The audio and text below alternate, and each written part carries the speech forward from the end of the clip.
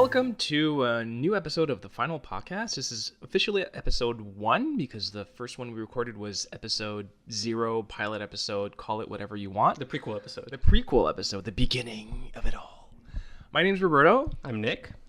And we're going to talk today about a few different things. We're going to start out with the sort of need to know.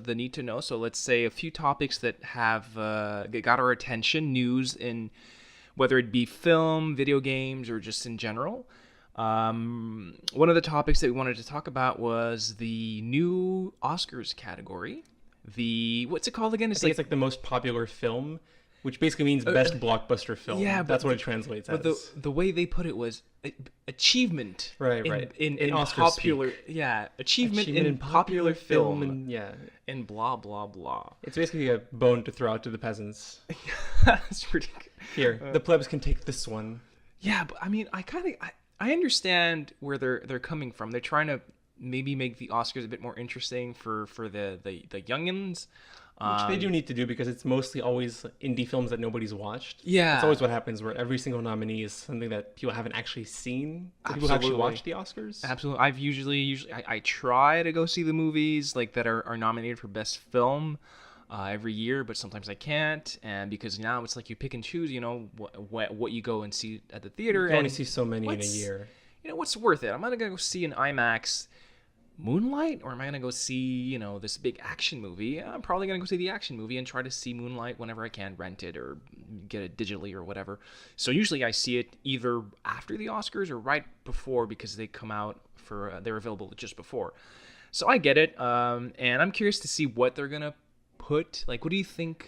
What do you think the movie's going to be That's like? the problem. That's why they're getting backlash this year. Is they're announcing this category in the year that Black Panther came out, which it kind of makes it worse. It's kind of like, oh, well, this movie with an all-black cast just came out, and everybody wants it to get an award, but we're not going to give it an award, so let's create a new category just so that movie can win it. Which is like, so are you predicting it's Black Panther?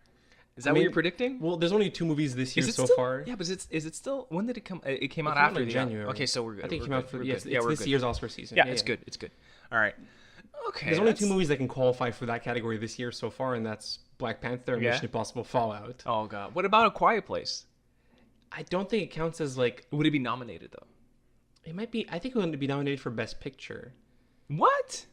Are you serious? Well, it's more likely that than nominated for like most popular. Do you think it's good enough to be in to me, the Best A Picture? Quiet Place has the same sort of chops to be nominated for Best Picture as Silence of the Lambs did, which won its year. Holy crap! That is quite a statement. In the sense that like it's a horror movie that is different from traditional horror movies and elevates it to like a higher standard and stands out. It does stand out among other movies and other horror movies, right? Oh yeah. So that's why to me, like A Quiet Place could realistically be nominated for Best Picture the same way Get Out was. Was it nominated for Best Picture?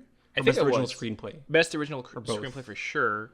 I don't remember because of course the Oscars, they put more, like there's more movies in the category for Best Picture. It used to be like, I don't know, maybe 7 or whatever. Now it's 10 or I don't know how many it was before, but it's 10 now. Sometimes it's hard to find 10 movies that deserve. They don't do 10 quote every year, unquote. right? They do 10 like. I think so. I think last year was like, well, I don't know. These past few years have been 10, but sometimes it's still 5, isn't it? If there's not like. I don't know. In any case, and I don't even know how I don't know There's how a committee, pick them they or vote, whatever. Blah blah blah. So it's the same committee. It's going to vote for best popular film. It's just so weird. I get it. I'm kind of glad they did that because it's good for a movie that. Because the Black Panther is a really good movie, it's enjoyable and it's well made and it deserves to get some sort of recognition, right? Not just like best special effects. Yeah. So I'm glad that they did that, but it also is it shows you that times are changing and now blockbusters are like you can't ignore them anymore. Like you couldn't ignore them before, but now even the whiteheads of Hollywood. The executives they're in their office, they can't ignore it anymore. They have to have this category. So you're seeing a change, progressive. But anyway, so this is one of the things we wanted to talk about. Do you have anything else to say about the new Oscars category? I was going to mention the Oscars in general they stand in this weird place of irrelevance. So much. That is so true. I don't even know why I bother listening to watching the Oscars. The Oscars are more for the people who are actually like nominated and could win, Yeah, like like for them, it means the world, and obviously it it should, would. right? It should. It's like the most prestigious award, at least on this side of the pond, right? Yeah, Like, yeah, of course. and but to the people watching it, we watch it for fun and entertainment, kind of just like to see who wins and to see their speeches and to see La La Land get dicked on by Moonlight. That was and so good. it's classic. Yeah, I'm so glad. I think it's the only Oscars that I watched from beginning to end were those Oscars, because I was not home and my friend wanted to watch them. Was like, yeah, I put them on. Doesn't matter. We chatted while it was playing, but still, it ended at like almost midnight or I don't know what. And It you're goes on like, for a long I've been time. watching this for 3.5 hours, and I don't give a crap about who wins. But I did care that time because it was so It was the spectacular. drama. It was actually entertaining. It at was the time. entertaining. But for Warren regular Beatty. people who watch the Oscars, it doesn't really matter. Like, it shouldn't matter to you which one gets Best Picture. Like, just watch the movies that you enjoy watching, and that's it. And so the fact that they're making this category, it's clearly to appeal to so that people watch it and go like, oh, cool, like this. It's to let movies that normally wouldn't win an award. They're probably gonna because the ratings are probably gonna go up a bit because now they have a new category, and I'm wondering if maybe they should do. This just popped into my head. Maybe they should do like a new category, like one special category every year that you. That would be kind of cool. Like a so special. that so this year's special category is, I don't know, best. I don't know what category, but they could have a rotation of like 5 or 6 different ones, but like best sports movie. I don't know what. Just Well, spitballing that's the here. thing. The categories are kind of really objective when you think about it. Like they don't really mean that much, and that's the thing. My worry with this sort of new category is that they're just going to put all the big successful blockbuster movies into that category, and all the best pictures will be like the sort of like indie darlings and like the artsy movies, and so they're kind of splitting like best picture into 2 different kinds of best picture. Yeah, Which I don't know. because then something like The Dark Knight would happen, and it'd be like, well, The Dark Knight deserves to be best picture, but it's also a popular film, so where do you put it? So That's you what put A it in. Quiet Place is to me this year. It's like, where do you put it? Like, can a movie be nominated in both categories? That's my question. Can you be best, double like, champion? best It's like in achievement wrestling.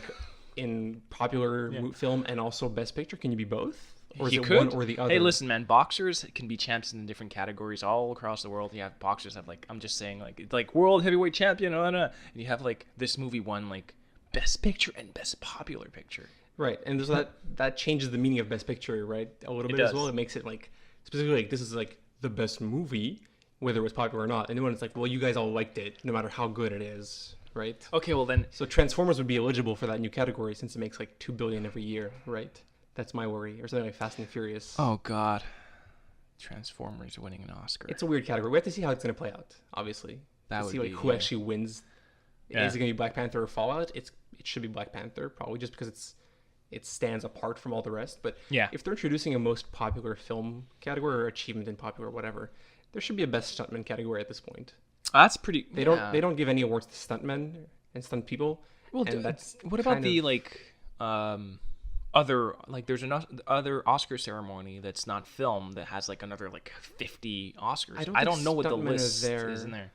Maybe All right, it is, but they should. there's It also should. there's also way more. You said there's like a secondary ceremony that's Yeah. not televised, where it's just even more awards for stuff that's like not less interesting, but that people wouldn't really tune into as much as like best actor and best. Well, it's also because it's Oscars for. I mean, let's be honest. The Oscars are just like Hollywood giving each other hand jobs. it's like It's basically it. It's all the A bunch of millionaires handing each other golden statues Yeah, to celebrate there you making go. millions of dollars. Exactly, and so the Oscars that are televised are basically all the categories that people understand, in the sense that best cinematography, people know what that is. Best actor, best set design, best wardrobe, best makeup. People know what these are. But let's say you have someone who's like best gaffer or best like whatever, like an actual position on a set. There's no best gaffer. I know it doesn't exist, but like something that's more like a technical term. And you're like, I don't know what the hell that is, right? It's that you don't know what it is most likely, and that you also don't recognize the people who go up and take the award. Yeah. Whereas like when you see like Absolutely. best performer and it's Emma Stone on stage, you're like, oh cool, I know her, I've seen her. And absolutely. that's definitely part of the fun why people watch it when it's televised. Yeah. Also, people make bets. Obviously, we made a bet last year. And everybody we tried to see who's going to win what. Everybody awards. has an Oscar, by the way. Yeah, I won. exactly. I was very You went- wishful thinky in my list, You went with your heart, which is I get it, but which is small and can't make good decisions. yeah, I saw that.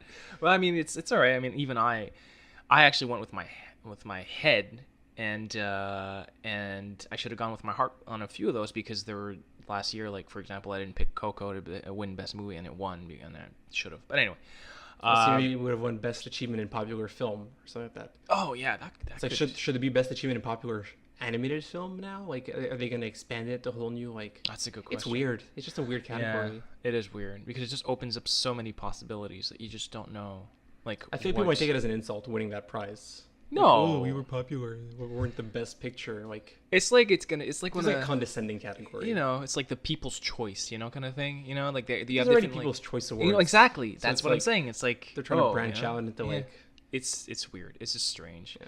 It's like I don't see Cannes doing that, you know, but No, because, well, Cannes is very much like the indie artsy Yeah, scene. exactly. Like, they're very much that. like they would never do like you know because Like, they don't have. it's rare to popular- see blockbuster films there. Like I think Quiet Place premiered at Cannes, did it? I think it might. Or it played there. Yeah, you would have movies that are considered blockbusters at Cannes, but they would be like not part of the official competition. It'd be more like, hey, here's an opportunity to just promote our film. And it's oftentimes like those more higher quality like artsy blockbusters that are blockbusters and appeal to our mass audience. Like again, Quiet Place or Get Out are two like really great examples of that, where it's like you appeal to a mass audience, but there's also something that distinguishes it from Yeah, that's true. Transformers But anyway, or I'm James just, Bond or like whatever blockbuster movie I'm you just, think of. I just can't imagine, you know, Cannes doing that, like having popular movies. I'm just saying that it's just weird to see. It's reactionary. That's what it is. It's Hollywood and the Academy sort of reacting to the times, and they're not panicking or anything. It's not like a panic move. I understand the move, and I'm curious. I'm actually gonna be curious to see what they're gonna put in this category and what's gonna win, and it's just gonna have like more ink. Ink. It's not real ink because it's all digital, but like people are gonna tweet about it. There are gonna be articles online about like, oh, this movie could now be in list for an Oscar. So, like, I don't know, the Avengers. Or is the Avengers, the second part of Infinity War, going to win the best popular film because it's going to be like the last of the Avengers? It depends what they use to measure the popularity, right? Because it's one of those things where it's like best picture and best soundtrack, whatever. You can personally, if you vote on it, you can personally be like, oh, well, this to me is my best soundtrack. But how do you personally decide what was the most popular film? That's like an objective category almost compared to the rest, right? Like, do you look at the box office? Do you look at second weekend drop off? Do you look at critical reception? Do you look at its like cinema score? Like, is it, I don't know. how do you measure a film's popularity? Can you imagine something like Deadpool winning? Because Deadpool 1 was so popular and was so Right. good. It was really good, Deadpool. I enjoyed it. Yeah, the first one was But great. it could not win like Deadpool winning an Oscar. Then it goes like you're opening a can of worms. Like, Oh, listen, what? Suicide Squad won an Oscar. Okay, so No, wait, but here's the thing. It won it in like best makeup, right? Yeah. Was that it? Well, I mean, you can understand the Croc makeup was actual makeup. So you give that guy credit. He did that makeup. That's, he deserves some sort of, not compensation. it was also pretty slow year in makeup that year, trophy. but still, yeah. It was, but I mean, I prefer having that win best makeup than having something like, I don't know, a period piece, and you're like, Right. oh great, best makeup. They just, every character, More and more has like makeup, it's but more sci-fi movies that get best Yeah, makeup. I think because Star there's so Trek much- was nominated or won at some point. it's the Star one that Wars, has the I'm most sure, as well. work. Yeah. I mean, it deserves to be recognized as hard work because it's been sci-fi movies have the most complicated usually costumes, sets, and makeup, so they're deserving. So I don't mind that. I know it's Suicide Squad and it was such a bad movie, but stuff like that happens. Well, the Oscars Right. also has a history of like adapting itself to like whatever the newest trend or the newest thing in films. Like remember when Tron was nominated for best special effects, Yeah. and they wanted to disqualify it because the effects were computer generated, Yeah, and yeah. not practical, Yeah. which today would seem ludicrous, Yeah. to disregard. Well, a film. today a film would win best special effects if all the special effects were practical. Right, because now we've gone back. Yeah, but, like, exactly. There was a period like in the early 2000s where everything was green screen. Yeah. Practical. Yeah. People like kind of went like, oh, we can do this in computer now, and they just Yeah. wanted to do everything in computer, and so Yeah. that's why all the movies nominated were doing computer stuff. Like Absolutely. pretty much all the Star Wars films always get nominated for best special effects because they always have. Well, amazing that's all special they effects. are. I think Hope won Yeah. when it was nominated, Probably. 77. Pretty sure, but anyway, the movie's always like. Hollywood does try to adapt that sort of like what's the newest mentality now, right? So this is like that kind of category, but we'll have to see who gets Yeah. nominated for it. Yeah, no, I'm curious to see that. So yeah, so new new category for the Oscars. That's pretty interesting. Yeah. It's kind of more like we're curious to see what's going to happen with this and what movies are going to be nominated, and what other movies except for Black Panther have a chance of winning. And I want to see if they're going to be splitting that category from Best Picture. Is it one or the other? Can you be nominated in both? That's what I'm most curious about. That's true. That's interesting to see what they're going to do with that. Because if they can't be nominated for both, then that's a clear indication that the most popular category is like a condescending one, or it's like, well, here's it's like it's second place prize basically. It's second place. Like, it's like to the Best Picture. Yeah, it's like not a snub, but you're like, okay, well, you know what, we're gonna put you in this, but it's throwing a bone to someone. Yeah, forget it. You're not gonna be a Best Picture nominee. That is very interesting because then, like you're saying, they're basically, they're being condescending on blockbusters. But hey, the Academy has always been like that, except for, again, if it's going to be special effects or makeup or whatever, except for that, you're never going to get a Best Picture. And it's too bad because it's just like, I think A Quiet Place could, like you said, be nominated for Best Picture, and I'd be happy because it'd be like a horror movie that would get... Best Original Screenplay for sure. Yeah. That's pretty much a guaranteed nomination. I actually started reading the screenplay, and I'm surprised that I read I guess the first version, or one of the early versions of the first drafts, because in it there's like there's only 2 kids, there's a dog, characters are much more different, they're younger, it's just I feel that when John Krasinski, right, when he took on, I know that he rewrote parts of it and he helped to mold the story the way that we saw it on screen. And I don't know what he added, but if he added the loss of the kid, I think that he really deserves a lot of credit. Because he directed, but did he also write it? Well, no, he didn't write it. He got the script and he helped to rewrite it. Okay, like so he added a lot of things. Is he a credited writer? I guess that's what I'm asking. I need to check, but I'm not sure. I just know that when I saw interviews with him regarding the film, he talked about the fact that he rewrote parts of it. So I'm thinking that he added parts to it, but I don't know what he added. I just know that when I read the script, it was completely different. It was like completely different from the movie except for the fact that there are monsters that attack if you make sound. The rest was like, it's almost not the same family. So, and the relationship between... Well, I'm sure he based some of that on his relationship with Emily Blunt. Is that her name? Yeah, I believe so. That's his wife, right? Yeah. That plays with him in the film. So like, the fact that it's a married couple playing a married couple, that kind of, I'm sure that changed the script, and like, I'm sure like some improvisation was involved, and some, them kind of like adding elements of their own life into it, and you can't really get away from that kind of stuff. So I'm sure that was definitely a part of it. So yeah, but just to end on the whole Oscars thing, I think that it'd be nice for at least Quiet Place to get nominated, because again, Hollywood always snubs these horror movies, anything that's genre related. Like unless maybe it's a war epic, then it's like basically like an action movie. Maybe that can get a Best Picture nomination. I think like Dunkirk. Hacksaw Ridge was nominated, right? Yeah, which is super violent, but it's like it would be like a drama. If you want to put it in a box, it would be a drama. So it's nice. It's going to give a chance for genre movie to genre films like horror and sci-fi and action adventure and superhero movies to get a chance to get some screen time at the Oscars. But let's be honest. Like, do you really care who wins? That's the thing. I don't. Only for my Oscar pool. If you do, you shouldn't, right? No, like, it's not. I don't care. Again, it's like, for us, it doesn't really change anything who wins Best Picture. Like, it doesn't matter at all. No. The only thing is, like, if a movie, even then, like, a movie is based on its success is box office most of the time now. Yeah. Like, if you want a sequel to a movie, it's the box office that will choose that, not if they got a Best Picture nomination or whatever. So to an individual person watching these movies, it doesn't really matter at all. Just watch what you want, watch what you enjoy. Absolutely. Watch the Oscars if you enjoy it. It's fine to enjoy the Oscars. There's nothing wrong with that. But don't, if the movie you want to win doesn't win, it doesn't matter. Oh, thank God for social media, because that's the only way now I like that I keep up to date with the Oscars during the ceremony, because I don't really watch it. I just go on Twitter. I read the articles next day. I just summarize, like, here's the winner of each category. Yeah. Just that way you just have, like, you know which one's won, because it's still kind of fun to know which one's won every year. Yeah. It's cool to see, like, those trends, right? Yeah, we're always curious to see who won, but anyway.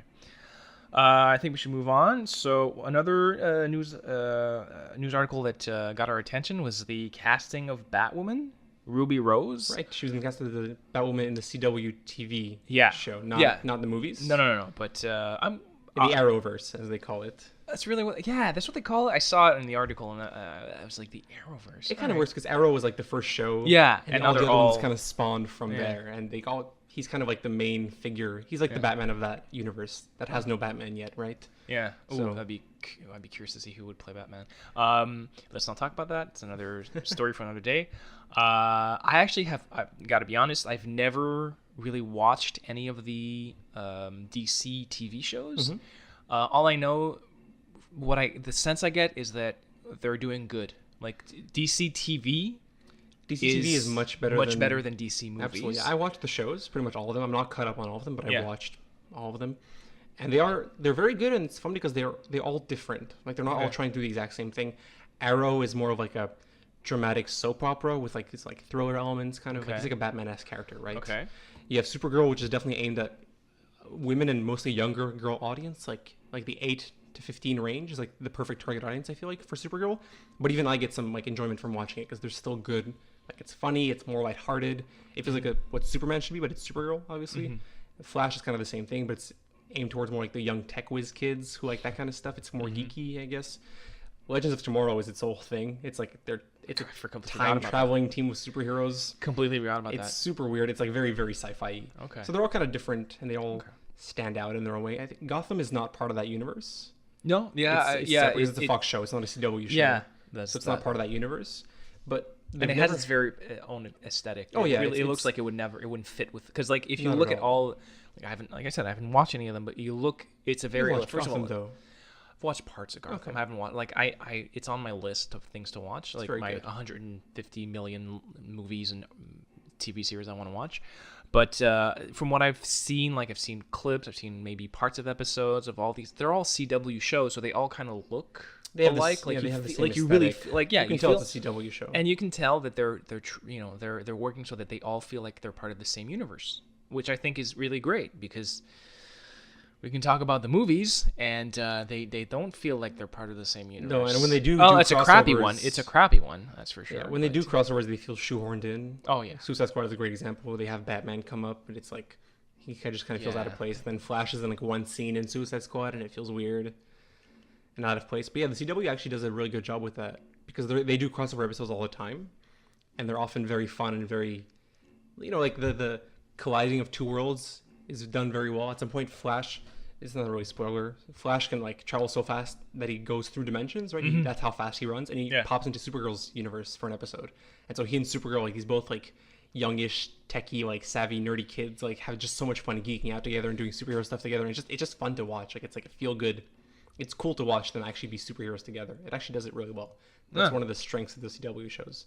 That and the cast, like all the characters are fantastic. So now they add Ruby Rose, and I think that, like, I'm not gonna pretend like I'm a big Batwoman person that knows, fanatic that knows who she is and what she does and blah blah. Like I've read 2 or 3 articles since the casting was announced, but even without knowing much about her, just looking at like what she's done before and her physique and the way she acts and the character, like the what she gives, like the performance, not performance, but like the sort of like the energy that she projects. Thank you, the energy she projects.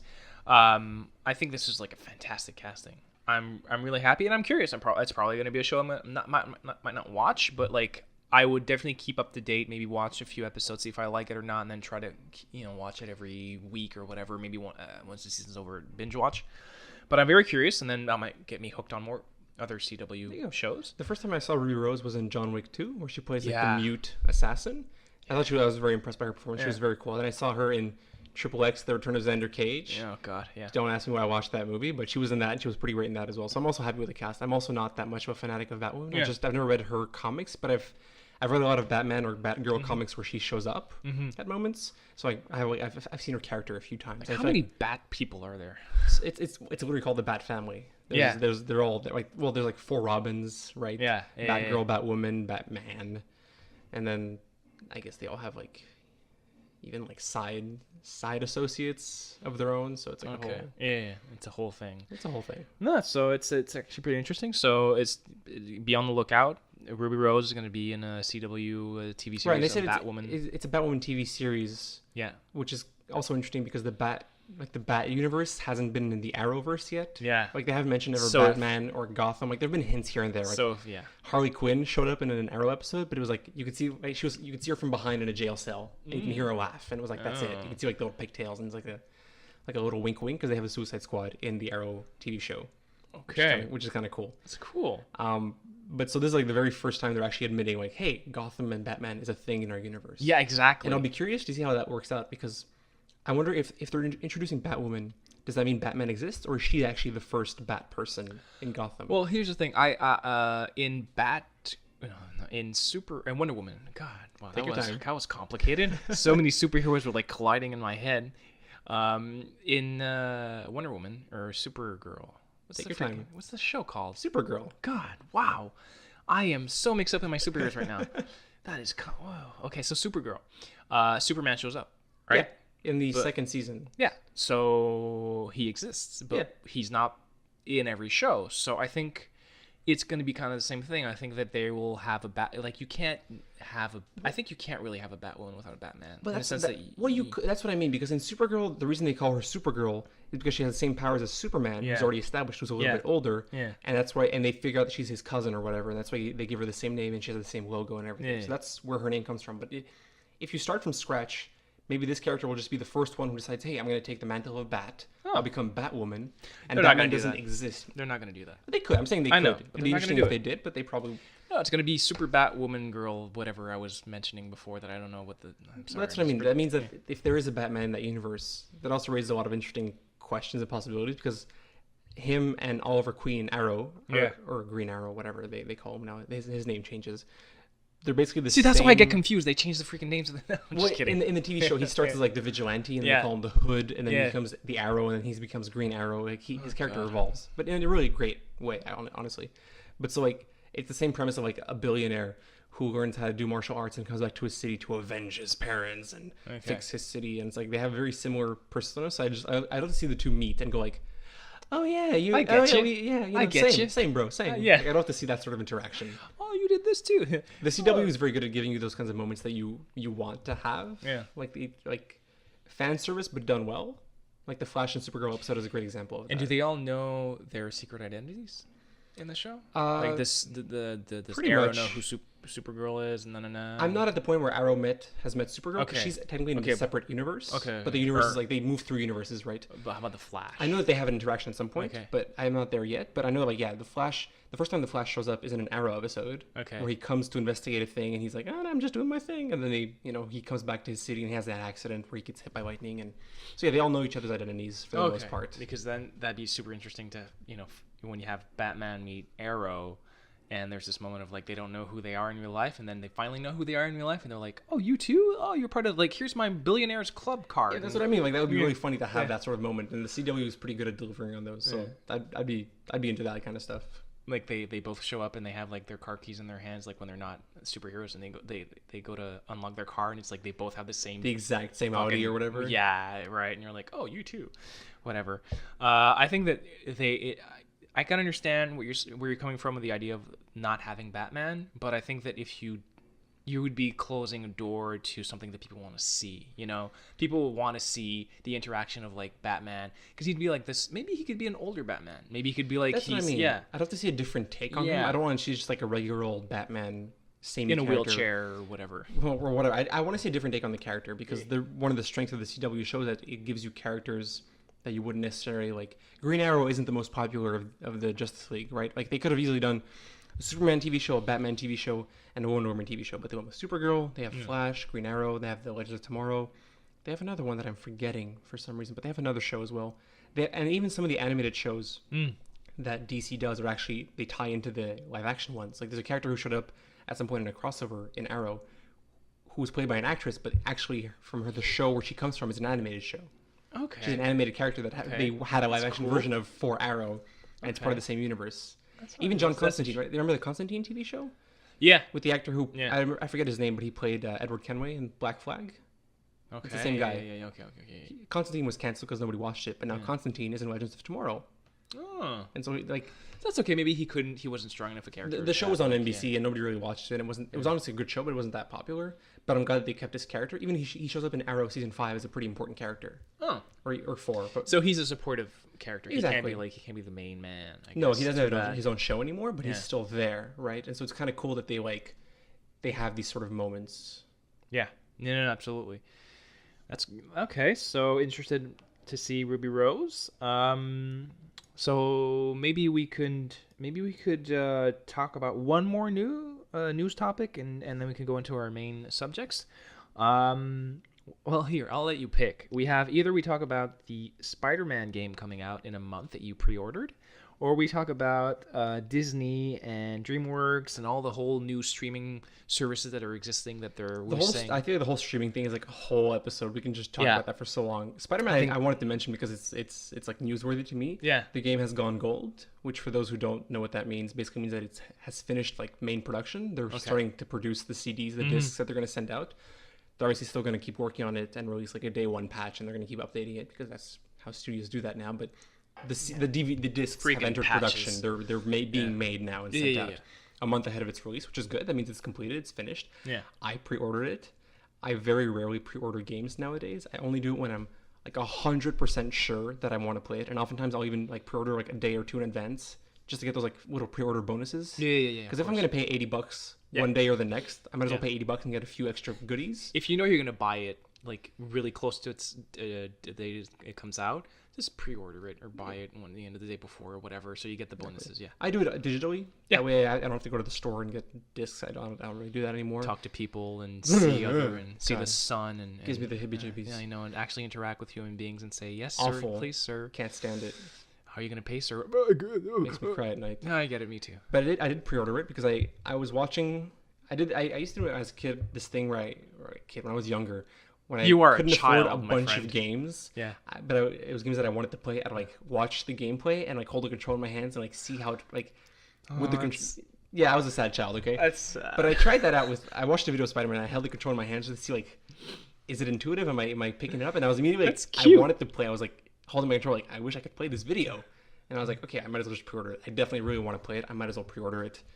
So I pre-ordered the deluxe edition because that's how I roll, which is like includes like the DLCs and like some more extra goodies and stuff. Because I want to play the game. Really Yeah, I bad. understand. But so it's coming out on September 7th. So basically a month from now. Okay. Well, I saw there was a video this week, like 20 minutes of gameplay and I don't know Right. what. I am curious. I've played a lot of Spider-Man games, not the last few ones that came out because they've been producing. The last like, two were the Amazing Spider-Man ones that were like no, movie but wasn't there tie-ins. another one? But after that, there was another one with like a Spider Universe something, where you have different Spider-Man. I think that was before. Anyway, they've just made so many of them, and any one of them that's been based on a movie usually are pretty bad. For the most part, the ones that came out the most recently, which were the Amazing Spider-Man tie-ins, the one played by Andrew Garfield, those two games were pretty bad. Yeah. The second one especially was absolutely just awful. It was just a bad game. Yeah. I played them because a Spider-Man game, and I wanted to Yeah, spend through the me city. too. It was fun to play, but I returned both of them. I didn't. I know. I'm very disappointed, and I've always been disappointed because Spider-Man, when I was much younger, he was the superhero apart from Batman that I would really like watch cartoons and go online and just like see for comic books or videos or whatever. Like I would be a Spider-Man geek, right? And the games came out, and the first game that I ever played that was Spider-Man, I mean, you couldn't.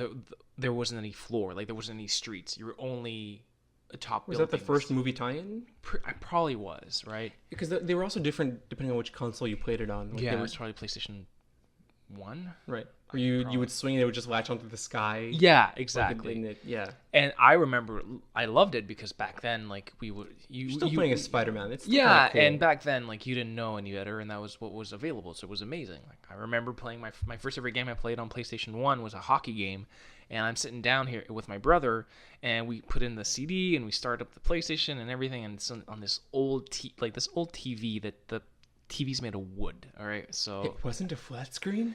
nope. My goodness. Old projector TV that's just like weighs a ton, right? And we start up the game, and the beginning, like the intro of the game is it's a point of view of a hockey player like walking out onto the ice surface, and like there's no crowd. It's all black, but you have flashes like people are taking pictures. And I went ballistic. I went crazy. I was like, this is the most amazing thing I've ever seen. This is crazy.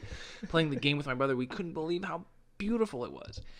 But nowadays, it looks like shit. But that was like, what, 15, maybe a bit more than 15 years ago? I wasn't even born yet. Oh, God. Like something like that. Maybe 15 or more years ago. Probably more.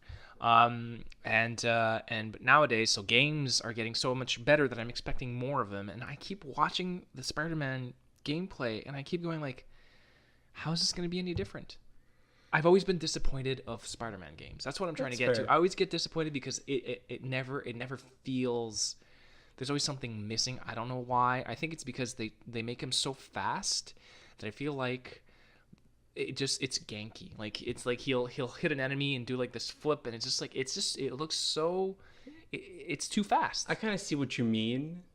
At the same time, though, like when you're playing it, yeah. I feel like most people want it to be fast. They want it to feel like you're a very quick superhero. Like he's one of the, like, not the fastest superheroes. I'm not going to say that, but he's very acrobatic and very nimble. Yeah. Right. So it makes sense for him to be faster than someone like Bat. Like I get it. This new game coming out looks a lot like the Batman Arkham games, right? Which that's why I have high hopes. I have high hopes because of what I've seen so far. It does look really good. Insomniac is a great studio. Yeah. I don't know. It's just I always feel like when I'm controlling Spider-Man, there's something that feels off. So I don't know. It's hard to explain. Maybe you're not made to play Spider-Man. Maybe I'm not. I mean, the Arkham games are just so good.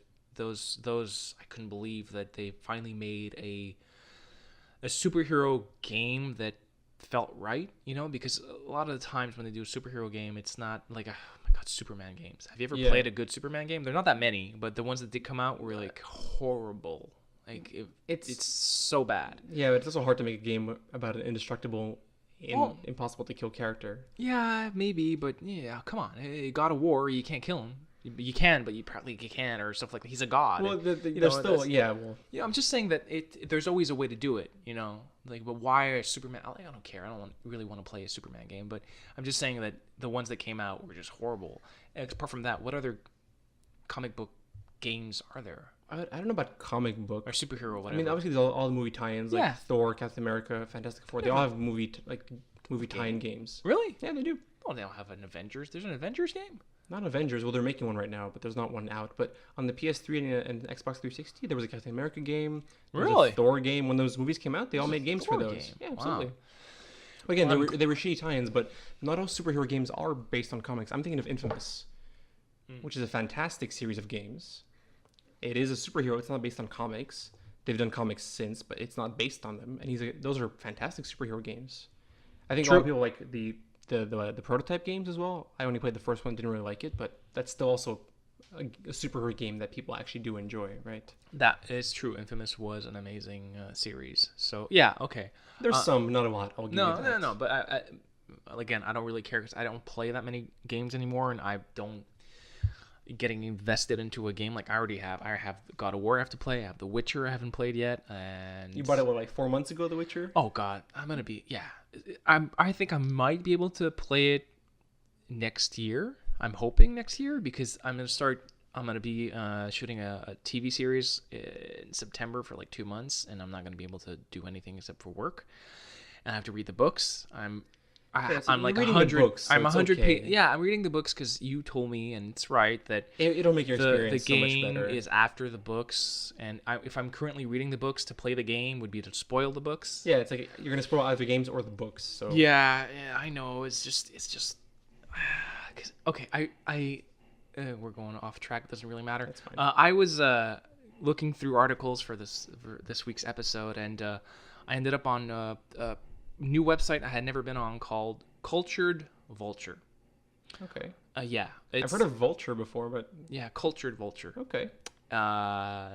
And so because I clicked on Twitter on a link, and then I started browsing on their website, and there was this article by a guy, and basically the article started out like, yeah, I know I'm late. I've had this game for months now. I even bought the deluxe edition. I bought The Witcher, and I was like, is this me from the future writing this? And he said, like, well, spoiler alert, The Witcher is an amazing game. And I was like, stop it, stop. Yeah. I hate, because I keep listening to the soundtrack, which is amazing. It's a beautiful soundtrack. And then, listening to the soundtrack, there are links to other videos and something. So I started watching, like, all the, like, different trailers that came out before the game. And it's just like, it looks so good. And since I've been reading the books, I just want to get into that universe. I want to play Geralt. I want to do all that. I want to go to all these different places that you read in the book. At this rate, the TV show's going to come out before you finish reading the books. I think and play so. The game. I think so. I hope not. Probably. I don't know. Because I have to finish God of War. Like, yesterday I was playing God of War, and I don't know. I don't know how many hours I've played it. It's got to be around more than 10 or 15 That's hours. the one thing the game is missing, is a counter telling you how many hours you've played. I love RPGs that tell you how many hours you've sunk into them. And so I stop playing and I go to bed. Before I go to bed, I press the PS symbol on the remote to go to the menu screen, and it tells me like how many, like the percentage of the game I'm at. Yeah. And I'm like, 8%. I was like, oh, for God's sakes, 8%. But Just see, those that. those percentages are kind of weird in games, because it's like when you finish the story, it's like you're at 55%. I know, but a lot of that is like the side content. I know, but even if it's 50%, I'm still at not even 10% of the game. Yeah. So maybe I'm like, played, what, I'm at like 6 hours? Oh no, almost 10. Almost 10 at this point? Okay. I take my time. So yeah, you should. It's one of those games that's worth taking your time with. Yeah, I mean, it's just exploring, walking around. Well, any good gamer, like, I have to go left. Well, I'm gonna go right. That's how you play a game. That's why sometimes my girlfriend has trouble watching me play a game. She's like, you have to go that way. I'm like, yeah, but there's another pathway that way. There's a pathway. If they made a pathway, it's because there's something there. And it's like, yeah, but I don't care. Like, all right, collectibles. Listen, trophies. I gotta get those trophies. Oh, speaking of achievements and trophies, this is really just a personal story right here. Like, I'll try to take 2-3 minutes. So I bought a house recently, about 2 months ago. Fucking brag about it. I didn't write it down. I should have, but I said to myself, and I'm going to tell this story, I'm going to say I bought a house, and Nick is going to say brag about it. I didn't write it down in my paper. I almost did. I should have, because I knew you were going to say that. I see. Now there's no proof. There's no proof, but I knew you were going to say that. Yeah, I know. I'm one of those rich millennials that can buy a house. Here I'm eating beets off the sidewalk. I didn't say can afford to buy a house. I said bought a house. See the difference? Anyway, so we got a lot of help from family, including my girlfriend's father. He brought us he bought me tools, like a bunch of tools that I didn't have. I had a few of them, but he bought me like a whole kit, right? Yeah, like a workshop area now, right? Yeah, exactly. He brought me like tools and all that, and he also brought us a lawnmower that he wasn't using anymore. I don't know where he got it. I don't know. I don't think it was his. He already has one. That's suspicious. No, but he. I don't know where he got it. I don't think it was his. I think he bought it in the sense that it's a used one. So either he got it like like a garage sale or something, or he saw someone selling it, or whatever. So it broke down.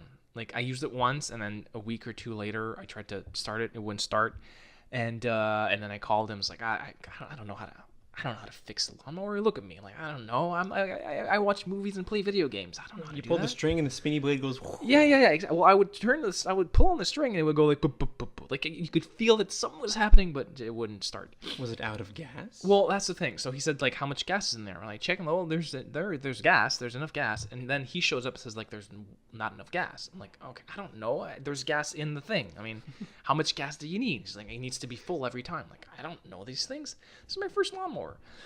So anyway, buy gas, put gas in the thing, and it still won't start. So yesterday was my mission, if I choose to accept it, was to fix my lawnmower. Fix my lawnmower. Impressive. And so I sat down at around noon, watched a few videos on YouTube. Thank God for the internet. Thank God for the internet. Those how-to videos on YouTube are fantastic. They'll teach you how to peel a banana. Like, yeah, it's you crazy. can find anything there. Anything, right? Oh God. So I get all my tools, and of course, like, this is the first time I've ever done anything like this. So get the tool and like go outside, get the lawnmower, start setting up things, and realize I need this other tool. Go down, come back up, get the tool. Then like I did like 5 times because I didn't bring all my tools. I brought some tools. Like, you don't know what you're gonna need, right? Anyway, so I spent about 2.5 hours on this thing, swearing and sweating and just like getting so angry at the freaking thing because it's I don't know what I'm doing. Like, I have an idea, I have an approximate knowledge of this thing that I'm I'm actually literally taking apart a part of my lawnmower, and I'm panicking because I'm like, I have to remember where all these bits and pieces go. Right. So That's how you record yourself doing it with a camera. I should have taken and just pictures. rewatch the footage. I should have taken pictures. That's what I should have done. Anyway, so I end up putting the thing back together, and it's been like 2.5 hours. It's been like, I had to take the gas line out, and when I did that, good thing I checked online, because when I checked online, it said when you're gonna pull this thing, the gas is gonna come out. And I was like, oh, good to know. So I need a bowl. It said don't take a plastic bowl because plastic, like gasoline, can melt certain plastics. I'm like, oh god. So there's gas everywhere on my hands, on my clothes. That's an accident waiting to happen. Yeah, I'm like, this is great, right? Gasoline everywhere. Anyway, so end up putting the thing back together, not knowing if I don't even know if that was the problem. Like, I put this thing apart. I don't even know if that was the problem with the lawnmower. Put it back together, and lo and behold, I pull the freaking trigger, the line, and it starts. And I felt like there should have been something like a sound that goes like ba-ding, like a lottery sound, or something like, trophy, like I feel like I should have won like a PlayStation Sony trophy or like achievement, or I feel like I upped a level or something in life. I fixed a freaking lawnmower, man. I even took a video and I sent it to my girlfriend, so I'm like, me provide, like all proud of myself because I fixed a lawnmower. So that's the end of the story. I fixed my lawnmower yesterday. I am an adult. You were officially an adult. I did adult things. Oh yeah, I did adult things. I did, Next time, all you do is get one of those like truck lawnmowers that you just drive around on your lawn. My lawn is those little cars. So it's like very small. Like having that would be ridiculous. That'd be like overdoing it. Plus, I don't have that kind of money. I bought a house. I'm eating like Ritz crackers and not even little saltines. Yeah, just that's putting salt on bread and eating there it. you go. That's all. Mayonnaise sandwiches. That's what I'm eating. Don't mention mayonnaise. I had a nightmare the other day with mayonnaise. It was a dream in every other aspect, and the only nightmare part of it was that I went to a convenience store to buy mayonnaise, and the only kind of mayonnaise they had was dill pickle flavored mayonnaise, and that broke me. That woke me up. I was staring at it in the convenience store like, what the goddamn hell is this thing? Dill pickle flavored mayonnaise? That's a nightmare. That's awful. Can you imagine what that would taste like? You'd open it, it'd be like the little level of water on top. You have to like mix the water with the mayonnaise and little chunks of pickle. It would be awful. God, wow. You know that your nightmare is someone's like dream world. Oh, somebody out there right now is like furiously thinking like, but I would love to have some dill pickle flavored mayonnaise. That'd be great. And to that person, I say you're a weirdo. You have issues. You need to reconsider your life choices because dill pickle mayonnaise would be the worst. Why the hell would you think that? I don't know what my brain does to me. I don't even know what we were talking about. Oh, we were talking about Spider-Man and games. We were talking about Spider-Man. Achievements and God of War. I don't even know. Okay, wow. Sorry. Well, we went on a complete tangent. Complete off track. But I just wanted to talk about myself and how great I am because I fixed a lawnmower. I'm Superman. I'm glad you feel better about yourself. I'm Superman. I am. Good. You need that ego boost. Yeah, it is. Yeah. I haven't had an ego boost in years. Oh God, I'm not gonna pick you up. I'm not the one who's don't go fishing for compliments. Just go on Facebook and say I'm a horrible person, and then like everybody. I have like 14 Facebook friends, and none of them know my first name, so I don't think it's gonna work for me. Oh God, I actually talked to my girlfriend about the whole. We were talking about people have like problems with their first name or last name, like that people have trouble pronouncing the name or writing down the name, and I said that you always say you say your name's Nick. Yeah. So. Obviously, people think that your name is Nicholas. I even get that at work sometimes. I often get that at work. People go like Nicola or Nicholas. Yeah. They. Well, there's a plus because when they don't know, you kind of just like assume like Nick is Nicholas, which is makes total sense. But it's not. That one I don't take it personally. Yeah, and we're not even gonna go into your last name, which is spelled awfully. So anyway, I don't know why we're talking about names. Anyway. We're really getting off course here. So we're done with Spider-Man, I guess, right? Should we go to our main subject? So. All right. After like an hour of talking about news. It's fine. We have things to say. We have opinions. No, I don't. I'm just a robot here. So our first subject, and probably our only subject, because we're gonna go off track probably again, is the whole James Gunn thing and Saga. the James Gunn Twitter controversy. I don't know what you want to call it. I don't know how Twitter much controversy is kind of Yeah. sums it up very simply. Pretty much. That's all everything is now, is a Twitter controversy these days. For people who aren't aware, well, first of all, get out from under your rock. So James Gunn. When teaching someone something, being condescending is the first step.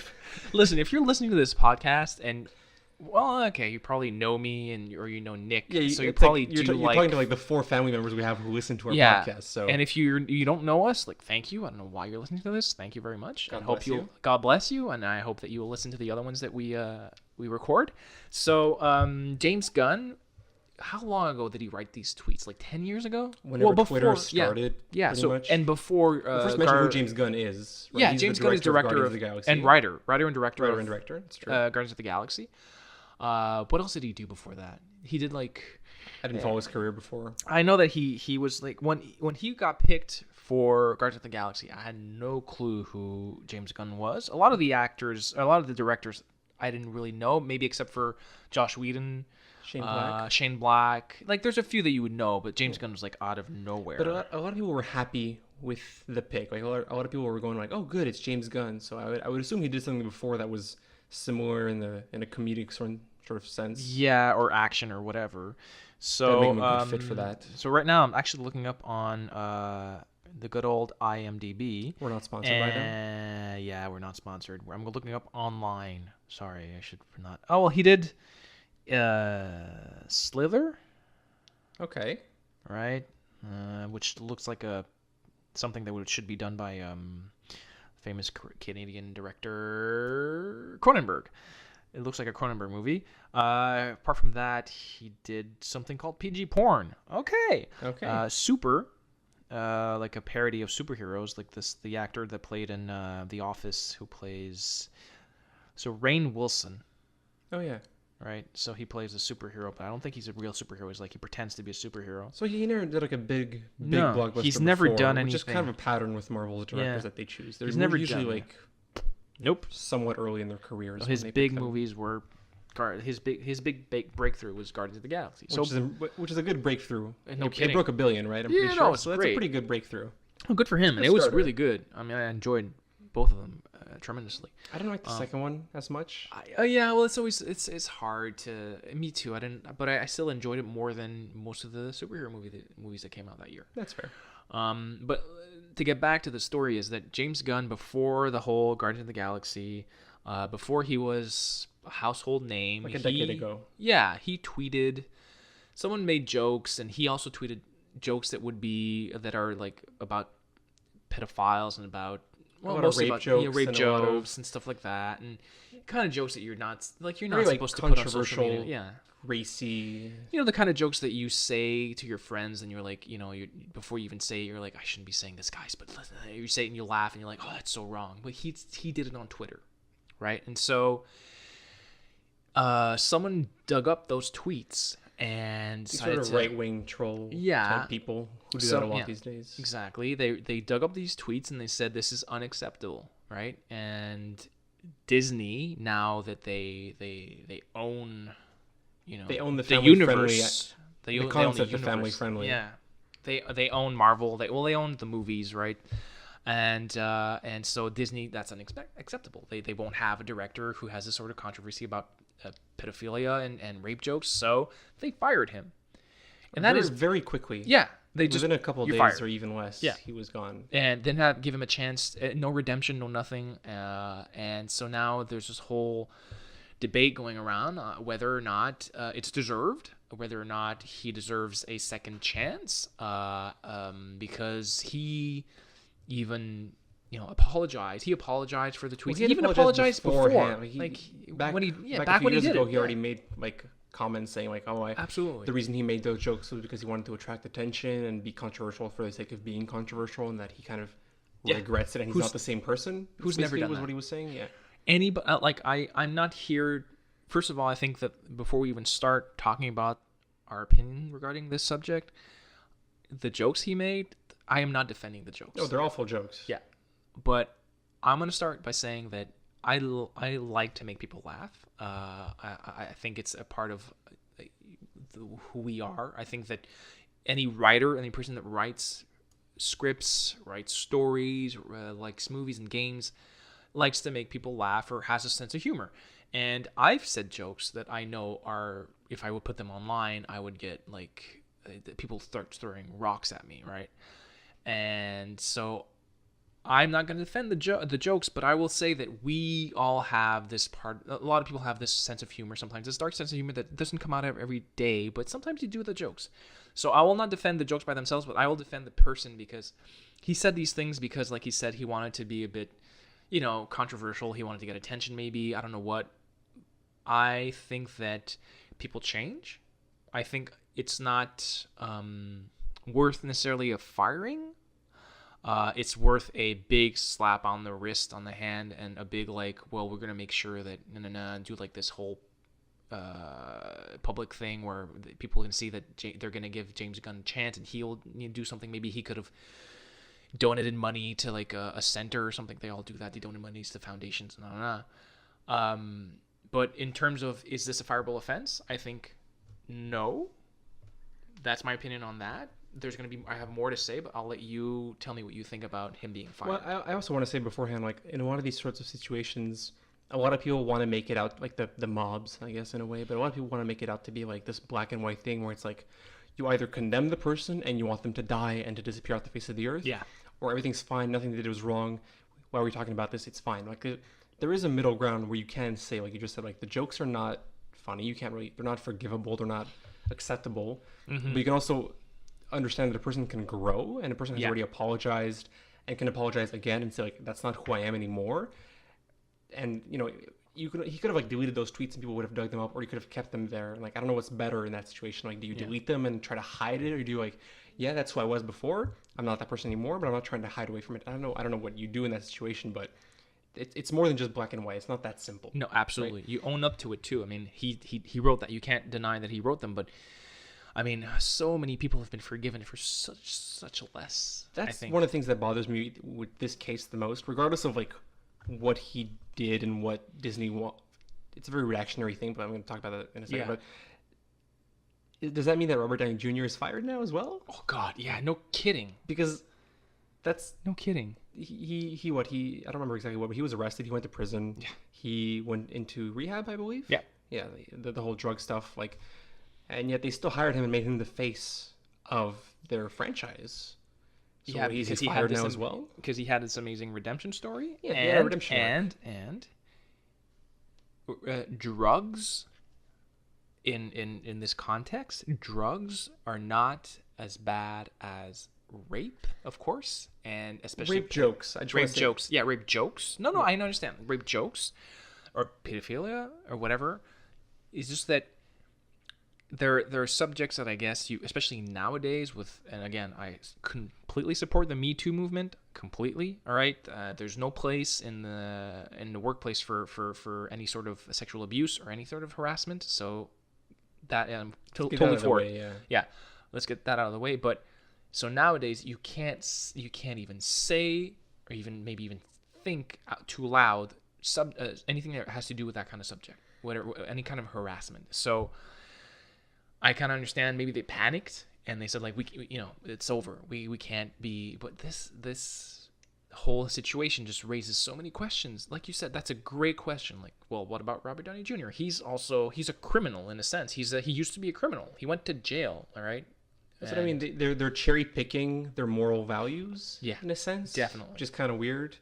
Absolutely. And that's where you can kind of tell that this is not a thought out decision. This is a reactionary thing. A bunch of, I think so too. Honestly, trolls dug it up because they do this a lot. They sort of like right wing trolls that like to dig up stuff on like more like liberal quote unquote kind of people or Hollywood famous celebrities, whatever, and try to get them like kicked out or censored or whatever. Like it's like one of their chips, right?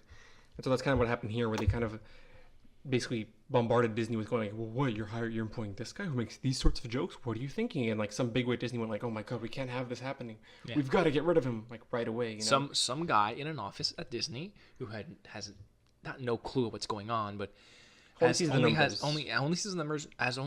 clue of the movement that's been going on for the last year, And he said to himself, we are not going to be associated. We're not going to have our name be dragged in the mud by so and so. And so he's fired.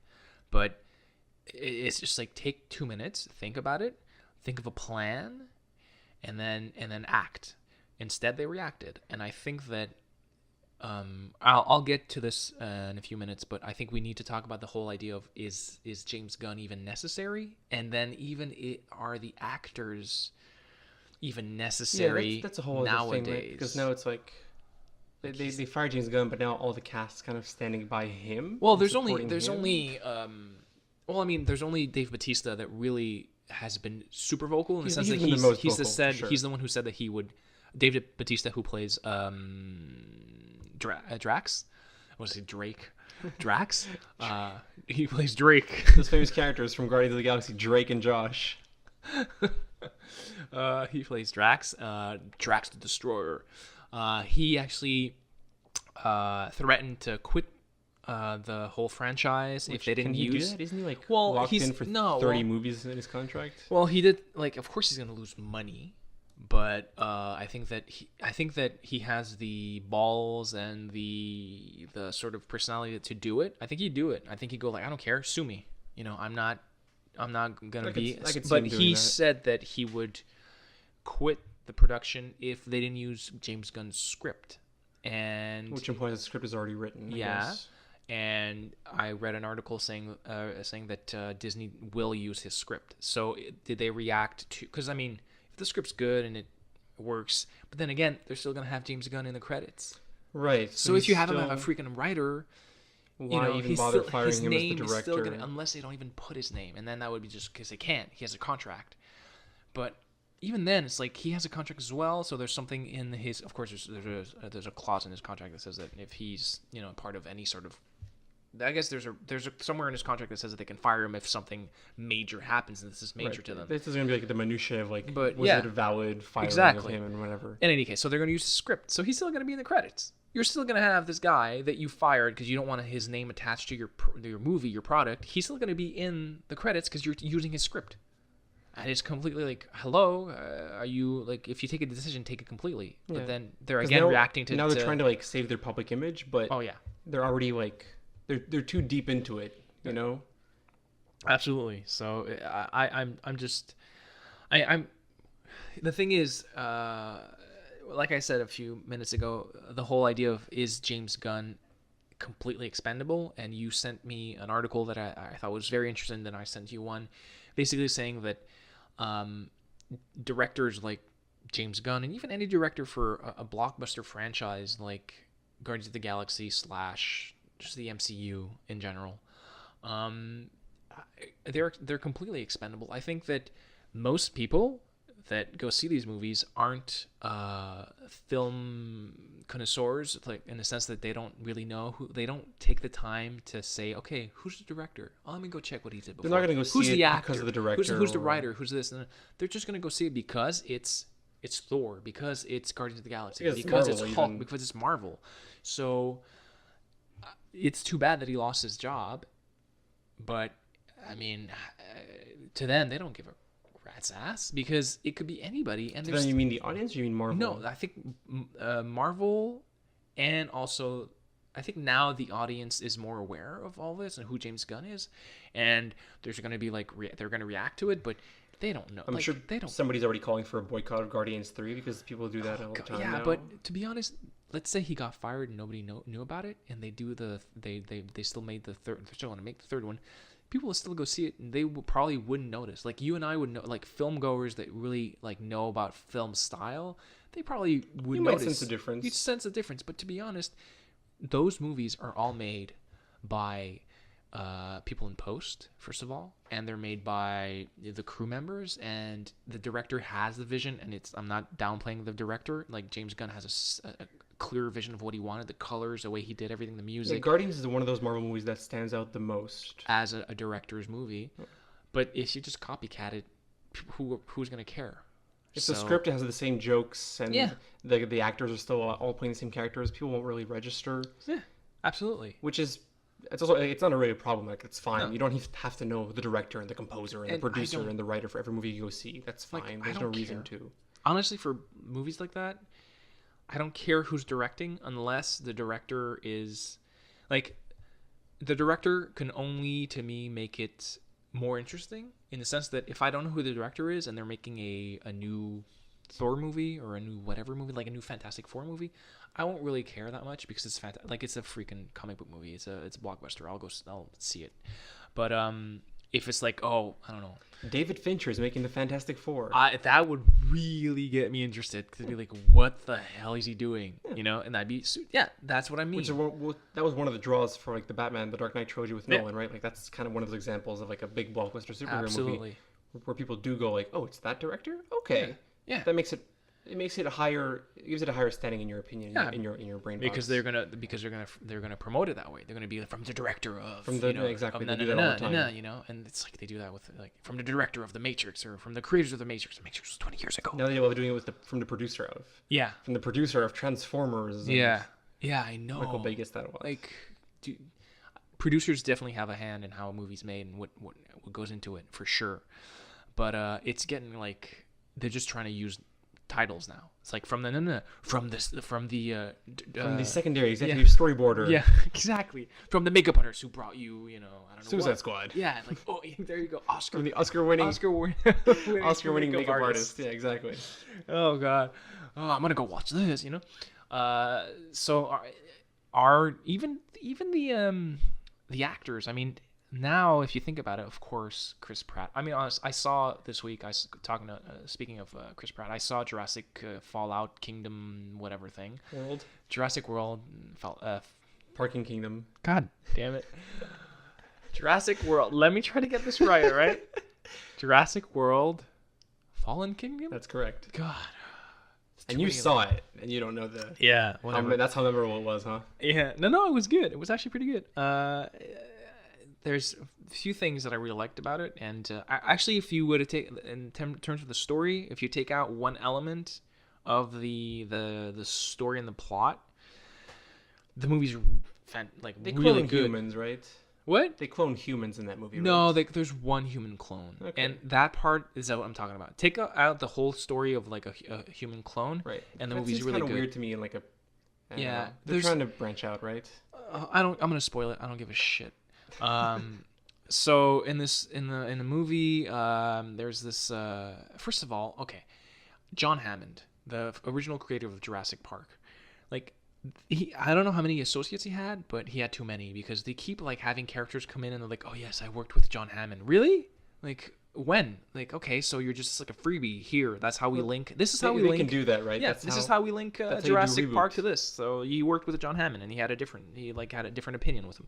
They had a fallout because of a certain reason. You find out that the fallout between the main character and the sort of like old billionaire character who's trying to save the dinosaurs. He worked with John Hammond, and then they split because of differences. And then later you find out that his granddaughter is actually his daughter because his daughter died in a car accident, and he used the technology created by John Hammond to clone his daughter. Okay. And he says that it's his granddaughter, but it's actually his daughter. She's so young, right? Okay, Yeah. I see. So throughout the whole movie, you kind of go back and forth from like Chris Pratt, who's with Bryce Dallas. Dallas Howard. I'm always getting mixed up as Howard Dallas or Dallas Howard. Bryce. You always you go from them to the mansion of the billionaire, and there's this whole mystery like who is this little girl, and she's a really important story, and she helps them out for some reason by doing like these heroic acts, and then you find out at the end that she's a clone, and they try to use this like as a sort of like ethics question and like philosophical question of like because they need to save the dinosaurs, and should they save the dinosaurs because they're clones, and then the girl saves the dinosaurs by pressing a button that opens a gate, and she goes like, well, I'm alive, Oh yeah, I've heard that. and you kind of go like, they're alive like me. And it's yeah, like, something like that, and you're like, okay, so that whole thing, take that out, the whole human clone thing. You can keep the girl, actually, just forget about keep the clone character thing. but make her not. Yeah, keep the clone. character. And the movie's really good.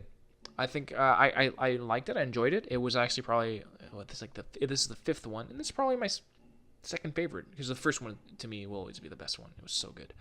I mean, even today, the story and the CGI and the effects still stand out. Like, they still work. Anyway, so the movie's good, and to be honest, the reason why we're talking about this is Chris Pratt. I don't know why, I could watch Chris Pratt play Chris Pratt. Oh, so forever. You've seen Passengers then? I have. You really? Yes, I have. Oh gosh, was it bad? I heard it was awful. It was a movie. It had a director, it had a writer, it had Yeah. some actors. It was definitely a film. The only reason I enjoyed it, Chris Pratt. Yeah. Any movie with Chris Pratt, I enjoy. We're at this weird place. You one of the articles you sent me had this, but like the star system, the traditional star system, where movies would exclusively advertise through what the actors in the movie were. Right. We're at this weird place where there's still some elements of that, but it's a very small group of actors that you go like, oh, I'm gonna go see it for that person, and it's very rare. Well, even in the article they talk about what's the movie with Tom Hanks and Emma Watson, The Circle. Is it? Yeah, The Circle. Circle of the Circle. It is The Circle. Thing. Yeah. When you think about it, I mean, that movie should have at least got some attention because it's Tom Hanks and it's Emma Watson, and Emma Watson is coming off. You know, she's still coming off the whole Harry Potter thing. It's always going to be that, like. Poor Daniel Radcliffe. He's always going to be. He's always Harry. Harry. You know, what do you want? It's all right. I mean, he made millions and millions, and he's doing now whatever he wants. He's making these different movies, but Tom Hanks and Emma Watson, they weren't enough to bring people to the theaters, and what's going on is that now franchises, and we're talking about blockbusters here. Like, we need to. I think it's important to state that in America, there's two types of movies. There's Hollywood and whatever's not being done in Hollywood. It's basically that. So in Hollywood, it used to be that it would be people would go see movies because there would be a star in it. Like, hey, this has Tom Hanks and Meg Ryan. The people would go see that because it was the duo. And today, maybe the only one that can still kind of do that is maybe Leonardo DiCaprio, maybe. Yeah, but I think I'm he's not one even of the sure. better. Yeah, that he's like, I'm gonna go see this. I mean, they actually, like, people went to go see a movie just about him surviving in a forest and fighting a bear, basically, and Tom Hardy. But today, franchises create the stars. Like Chris Pratt, nobody knew who Chris Pratt was unless you watched Parks and Recs. Right? Yeah, unless you watch Parks and Recs, and that's great. That's fine. Let's find someone else. I don't know. I'm trying to. Robert Downey Jr. is kind of now, ever since he had his comeback, has kind of become that sort of person as well. Yeah. Like, you will go see it. That's true because it's him. Yeah, but that's true. But probably one of the few that is still a star that can attract people to the theater. Benedict Cumberbatch, maybe for some people. Emma Watson still also has that kind of element. Kind of. It's not the way it used to. And in the article they say it because there's just so many stars, so many movies. There's so much available that it's like where do I put my attention? I'm a big I love Chris Pratt. I love Tom Hardy. Like, I freaking love Tom Hardy. Tom Hardy's a good example as well. But I'm not sure I want to see Venom. Like, I'm gonna see it, but I don't know. You're not gonna go see it for Tom Hardy. Well, maybe. You're gonna enjoy his performance, but you're not going like. You're not immediately going, oh, Tom Hardy's in it. Yeah. I'm gonna go see it right away for sure. Right. So why am I gonna go see it? Why would I go see a movie? Most of the time, it's because it's tied to something I'm already invested in. That's what the article said, is that people go to see movies that they're already emotionally invested in. So if it's based on a book, they'll go see it. If it's based on a video game, they'll go see it. If it's based on a comic book, whatever. It's based on a cartoon, whatever. People, that's how they pick and choose, is that they're already invested in a product. Because if it's something new, it's hard to get that sort of attention going, momentum going, where the only people who can do that are probably like really big directors maybe, and like where it's like, okay, from the director of Inception and the producers of and the actors who are in this movie, it's like a combination of all this, and you go like, oh, I'm gonna go see this because there's all these different things I already know that I liked, so I'm gonna go see it. Because, you know, if it's gonna be an action movie with Daniel Craig, but it's not James Bond, are you gonna go see it? He's done a few and nobody really. They weren't very popular movies, but also it also, I think part of that is that moviegoers, audiences have become smarter in general. Yeah. Like, they're more savvy into like what will be good, what won't be. Yeah. Especially with trailers now are everywhere, and everybody and trailers to trailers. Exactly. Everybody sees trailers. Everybody knows, and you can also like tell even now from a trailer if it'll be a good movie almost. And even sometimes like a good movie will have a bad trailer, or a bad movie will have a good trailer, which doesn't help. Best Like, example, but people, Suicide Squad. yeah, where it had fantastic trailers, and they did reshoots to match it more to the trailers. They should have an huge Oscar. mistake. They should have an Oscar category for best trailer. They should actually. They should reward those trailer houses. Like the original Inception trailer is a fantastic trailer. There's a recent trailer that I saw that I thought Even was the amazing. Mission but I forget Impossible which one was Yeah, also really good good. trailers. But so like people are more informed now, and when people want to go see a movie, they're not just gonna go like, oh, it has that actor. They might go, oh, it has that director or the same writer as this other movie that I know I love, or hell, like even like they look at the special effects and they go, they look pretty good. So special effects, I'll go watch that, right? So the meter for deciding whether you go see something has changed. Yeah. Especially with like stuff like Netflix or Amazon Prime, like Prime, all those streaming services. all those streaming services, where it's like people do actually make that decision now of like, do I leave my home, go pay $15, sit in the theater with a bunch of other loud people who are on their phones and watch this movie? Is it worth the big screen, big IMAX, big 3D, whatever experience to do that? Or should I just wait till it comes out on Netflix and I just click on it and watch it? If I don't like it, I just stop it and watch Kimmy Schmidt or whatever other TV show that I can just easily press a button and watch. True, right? Like, true. The fact that we have this access to hundreds of TV shows and movies means that if we actually do decide to leave our home, if I have to get dressed and put on deodorant and look presentable and walk outside and say hi to a person just to buy my chicken fingers and watch my goddamn superhero movie, it better be worth watching it on that big screen. Especially now, like, one of the things that I hate about I love going to the movies and the movie theater, right? Like, it's a fun experience. Yeah. But when people are talking or on their phone, God, I just hate that so much.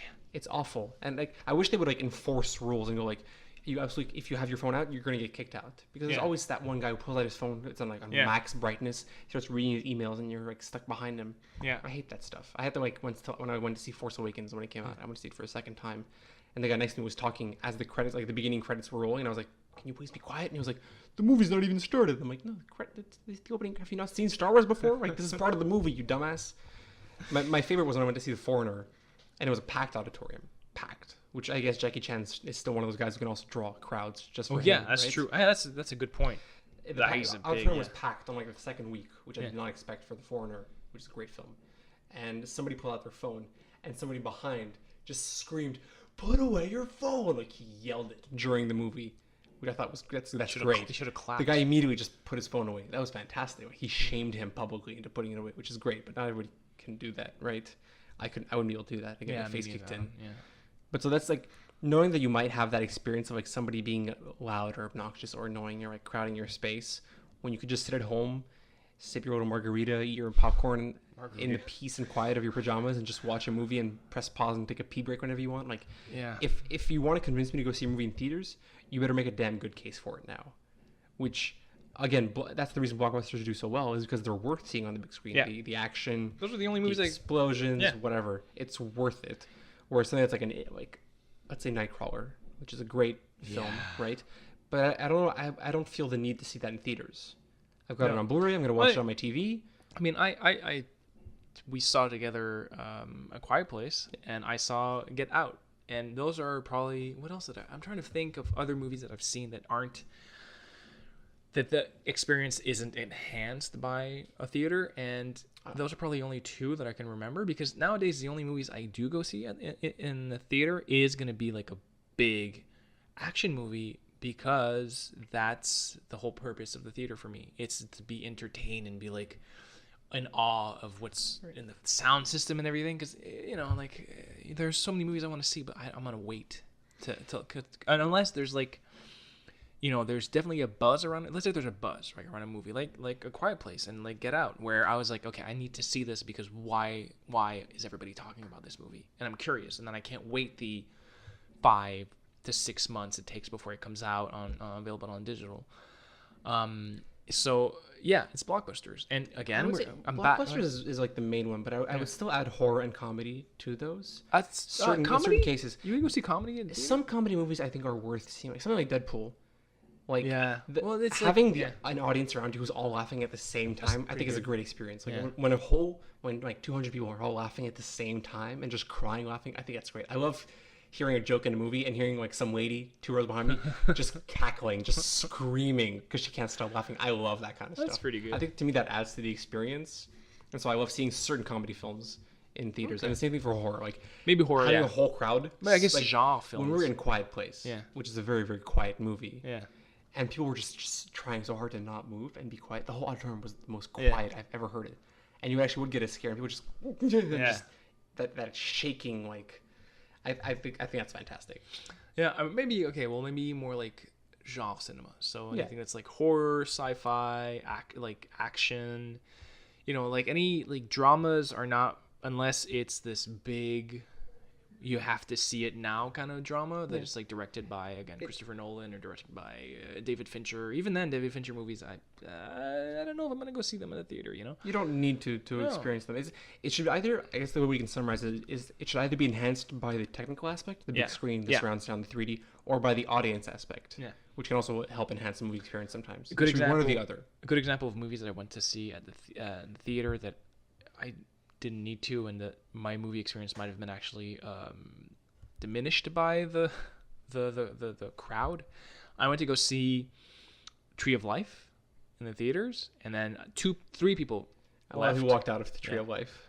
And I went to go see Silence, the Martin Scorsese movie. Oh yeah, which is with Andrew Garfield as well, right? Frequently, yeah. He plays I think a priest in Japan. Is that right? Yeah, it's basically what happens is like they sent a priest to Japan and they haven't had news from him in like almost more than a year, because back then it would take time before they got any sort of news, because and it's they like send in the somebody 1800s or something. And they send Andrew Garfield, and are they Dutch? They play Dutch priests? No, they're Spanish. Yeah. Okay. They send Andrew Garfield and Ben Solo. Oh, Alden Ehrenreich? No. Oh, you mean Ben? You mean sorry, Adam Driver? My brain just. I win. My brain just caught fire for a second. I remembered the name before you. You said Ben Solo, and I was like, oh, Han Solo. You mean like young Han Solo? You mean actual Ben Solo? Yeah. Actual Ben Solo. Adam Driver. He's amazing in that movie. Adam Driver's a great actor. Yeah. He's slowly even. Have you seen Logan Lucky? No. It's fantastic. You should watch it. Oh God, where? Yeah. So, and I saw Silence, and people left also there because it's a very slow, and I mean slow movie. Yeah. It's bad slow. It's good, but I mean when I say bad slow, I mean it's like really at a point you're like, why? What's drags going on? on. What's going on here? And nothing happens in the movie. Like it's really just, this is like you can tell this is Scorsese's like, I'm gonna have fun with this. This is my movie. You can go fuck off. He's reached the point where he can do that. Yeah, I'm fine with it. I watched it. I enjoyed it because I knew it was Scorsese. Like if this was not Scorsese, I would have probably hated the movie. Right. It's stupid though to think that because it's him, I kind of enjoyed it because I was seeing. It's kind of weird. You're almost like making yourself enjoy. You're almost telling yourself like I have to enjoy it. It's Scorsese. No. Yeah, but in the sense that I could see what he was trying to do, because he whenever you watch I think to me when you watch a Scorsese movie, sometimes you get a lesson in filmmaking and a lesson in film history. And that movie is in itself, if you put it in black and white, it's basically a Japanese like movies of like the 60s and like golden era in Japanese cinema, right? Because it doesn't have samurais in it, but it could. Like, right. Well, samurai is like what you expect to see in Japanese theme movie, right? But it could almost be like an Ozu movie, right? So I enjoyed it on that aspect of like it's like it shows you what filmmaking can be in a sense of how this is like how you edit a scene, this is how you frame scenes, this is how you create tension, because there is tension in a movie, but it just drags on. So the parts where it drags on, you're like, ugh, can we get to like something interesting? But anyway, this is also my brain of like, I'm in the theater, I should be watching boom boom bang bang die kind of thing, right? And I'm not. That's another element of like you going back to like you should always just watch things that you enjoy. Like people walk out of the movie theater, if you see somebody walking out and you're having fun, don't walk. Doesn't mean that you have to walk out, right? I was like, why are you even here? Didn't you know what this was? It's like when you hear the stories at Cannes of like Under the Skin with Scarlett Johansson. Yeah. People like would walk out and boo the movie at Cannes, and it's one of my favorite movies of all time. I love that movie, absolutely. And you think of something like they would Cannes special, people would boo and clap. Well, exactly, it's a whole thing, right? Like with the Cloud Atlas, which the Wachowskis did, got like a 10-minute standing ovation when it premiered at Cannes. Like actually 10 minutes, people just standing and clapping for it. And it's an amazing movie, but definitely doesn't it has deserve issues. A standing ovation. It has issues, right? But it's still it's an impressive feat the same way Avatar was when it came out, right? It's very impressive what they do in that. Oh, Honestly, God. it is. Avatar. Those movies, I saw Avatar in the theaters, and it blew my mind. It just blew my mind. 'Cause you saw it in 3D, because it right? was so blue. And You saw it in 3D? yeah, no, I don't know. I don't Because remember. I didn't see it in 3D, think I so saw I it in never 3D. I understood don't what it remember. was, so that made it so. I think I saw it in 3D. Yeah. Okay, so I never got that experience. Anyway, and then you but watch the movie on your tiny screen at home, and you go like, "Oh my God, this movie's a piece of crap." I could just rented Pocahontas. Yeah, basically. But hey, they're gonna make like 50 more of them. So Oh yeah, they're making 4.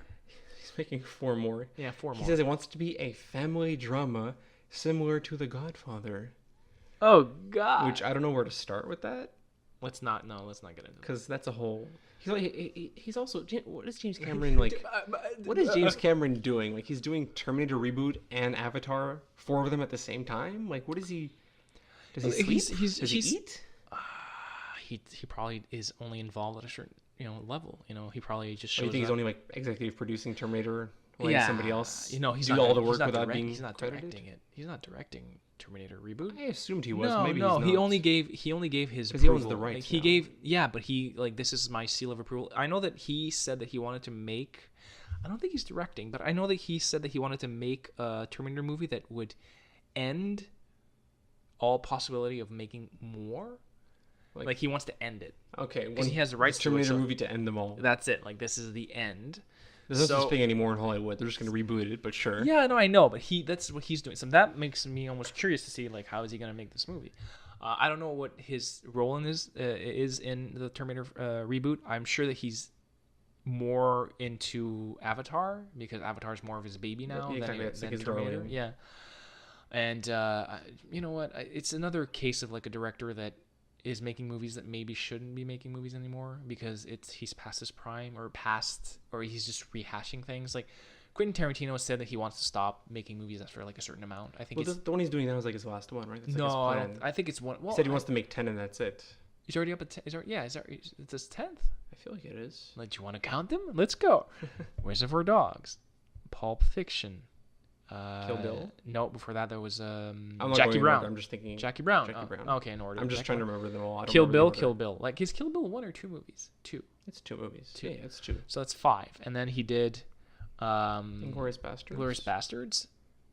Then he did the two westerns. Let's just say 2 westerns. Yeah, Django It's, and Hateful Eight. Hateful Eight. And now he's making this. He's making the Manson family one? Yeah. Okay, so this would be his ninth 9. then. So there's like one more, and I can't wait. I can't wait for that one because I guess we're not counting Man with the Iron Fist because he only produced that one. oh no, he did Death Proof, the thing with the car. Oh yeah, does that count? I guess. Well, yeah, it's a movie. Okay, well then this would be It'll his be his 10th. Yeah, we're not counting Man with the Iron Fist because he produced that. Yeah, He no. didn't I always thought in my brain he directed it, but he produced it. RZA directed it. So yeah, he wants to end after 10. And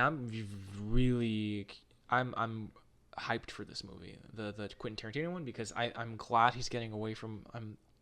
It's fine. I understand he wanted to make westerns because he's a big film history guy, and westerns are like the big one. Like you have to make one. Yeah.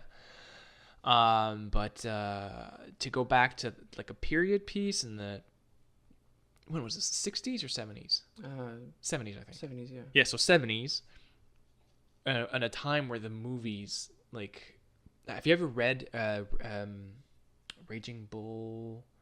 Oh crap! There's a book that you have to read about The name the rings a bell, but I haven't read it now. 60s and 70s filmmaking in Hollywood. It's basically when the not the Rat Pack, but when the all these like new up and coming directors like Steven Spielberg back then and Brian De Palma and all them, and when they were starting out. There's a great story in the book where Steven Spielberg brought his friends, other directors, to go see Bruce the shark for Jaws, and he broke. Like he was like he went like after hours, like, guys, come on, like we're drunk, and they go to the warehouse where they built the shark, and he broke a tooth off the shark. He was like, oh no, I'm gonna get in trouble, dude. You're the director, Anyway, so it's a really great book. So just to imagine Quentin Tarantino directing a movie about that period in Hollywood is gonna be really good. Especially with the cast that they've announced. Oh yeah, so good.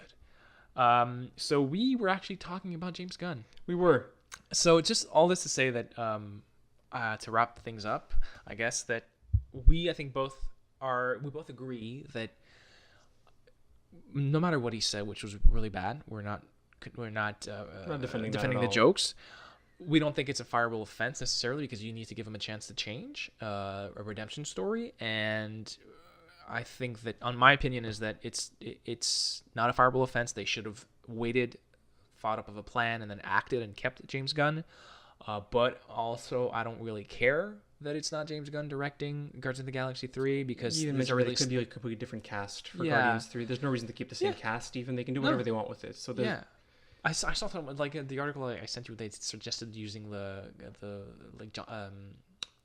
Rocky's Sylvester Stallone's his character in crew. I don't know. Hell, they could. Thank you. But they could do that. That's what I mean. They could do whatever they wanted. It could still be good. Like there's no. Yeah. So it's sad that he lost his job because of something he wrote like 10 years ago. He's in demand now, though. He's already in demand. He's already begging to hire him. They can't wait. So it's like good publicity or bad publicity. It doesn't matter. It's publicity, right? So now he's gonna be like this hot topic. Like, hey, James Gunn, he's directing. Like, let's make him direct. The controversial director, James Gunn. Yeah, there you go. From the man who brought you Guardians of the Galaxy 1 and 2, and let's hope they hire him for the Mummy 2. Fingers crossed. No, they're gonna reboot the Mummy. They're gonna make it 2. They don't have to. I think they should. They should. Do you mean you want to keep that story going with Tom Cruise and him being like a... I love watching train wrecks. It's fun. That's all. I don't even know how to respond to that. Any final thoughts? Disney acted too soon. Yes. That is my final thought. Yeah, Disney acted too soon. Thank you for listening. This is fun. This is technically episode 1. Second episode, but it's the first. It's confusing. It's the final one. It's the final podcast. That's all I can tell you anymore. That's the it. Final podcast. We're done. And I'd like to give a thanks to 2 different people. Actually, first is a band named Tones, and they are the band that gave us the rights to their song, the song that starts out the intro music. The intro music and the outro music. And to your girlfriend for designing a logo. Oh, yeah. I think we should thank her. Do you want to go ahead and say it? Yeah, well, she designed a pretty kick-ass logo for us to use on social media and whatnot, because you and I wouldn't be able to make something as nice as that. It would have taken me so much time. Yeah, I could not know. So indeed, a special thank you to her for doing that for us for free. Yeah.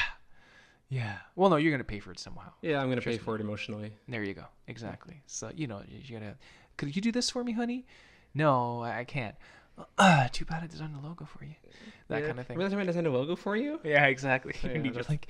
I'm never going to live it down. in a wheelchair when you're like 78. I designed a logo for you 60 years ago. And then she won't realize she's actually talking to your hologram because you're dead. Oh, yeah. I'm going to die at 37. Wow, that's like... Soon. Yeah, that's twice your lifetime. Yeah. All right. And with that, we're out. Thanks for listening. Bye-bye.